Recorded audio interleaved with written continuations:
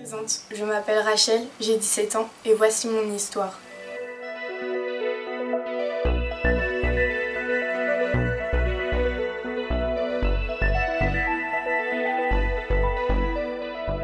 Je suis née dans une famille chrétienne. J'ai une grande sœur qui est atteinte d'un handicap et très tôt j'ai dû prendre le rôle de la grande sœur, ayant une place qui, selon moi, ne devait pas être la mienne. Je me suis sentie vite oubliée et délaissée au milieu de tous ces adultes qui ne voyaient que ma sœur. Alors, j'ai grandi très tôt avec ce sentiment de manque et ce vide dans mon cœur. J'ai donc éprouvé de la colère et de la rancœur envers mes parents, me détournant de leur autorité, bien qu'ils aient fait de leur mieux pour ma sœur et moi. Alors que le temps passe, mes colères s'intensifient, avec un sentiment de tristesse et de solitude grandissant. J'ai donc décidé de combler ce manque en essayant de me faire amie avec les fortes têtes. Je les ai donc imités. J'ai adapté le même comportement, le même langage, les mêmes attitudes, la même mentalité. Et voyant que j'avais enfin de l'attention, tout ce cinéma finira par me déterminer et faire partie de moi. Mais on me fera comprendre que je n'y trouverai pas ma place. Alors, en grandissant, de très fortes colères s'emparent de moi, ainsi que de forts sentiments de haine.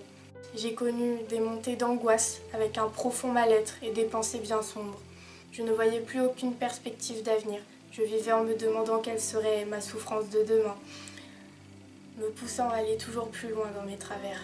Je me suis mise à voler, à harceler, à dénigrer les autres et à faire du mal à ma propre famille. J'étais intérieurement endurcie et brisée, en m'apercevant que je ne pouvais pas non plus compter sur mes fréquentations, que je ne pouvais pas combler ce vide dans mon cœur par les plaisirs de ce monde. J'ai donc demandé de l'aide à Jésus.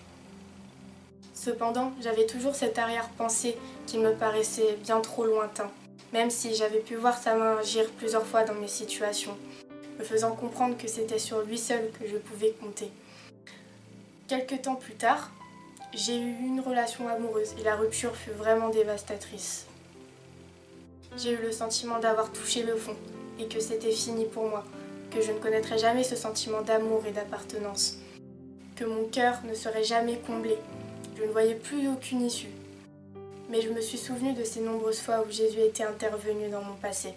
Alors j'ai crié à lui, lui demandant pardon. Je lui ai enfin ouvert mon cœur parce que je savais qu'il n'y avait que lui qui pouvait réellement le combler. Il est venu à mon secours, il m'a relevé, m'a redonné cette espérance que je n'avais plus. J'ai commencé à ressentir tout cet amour qui me manquait depuis toujours et ce vide que j'ai toujours ressenti, il l'a comblé au-dessus de mes espérances. Il m'a reconstruite, il a changé mon cœur, ma vision du monde, il a réparé ce qui était brisé et j'ai pu faire la paix avec mes parents et avec lui. Ma colère et ma haine se sont transformées en amour, mes angoisses et mon stress en une paix incomparable, ma tristesse en une joie immense. Mon mal-être, il l'a chassé et m'a fait me rendre compte de la valeur que j'ai à ses yeux. J'ai retrouvé cette joie de vivre, j'ai enfin de l'espérance en Jésus. Maintenant, je lui donne mon cœur, je place toute ma confiance et tout mon amour en lui.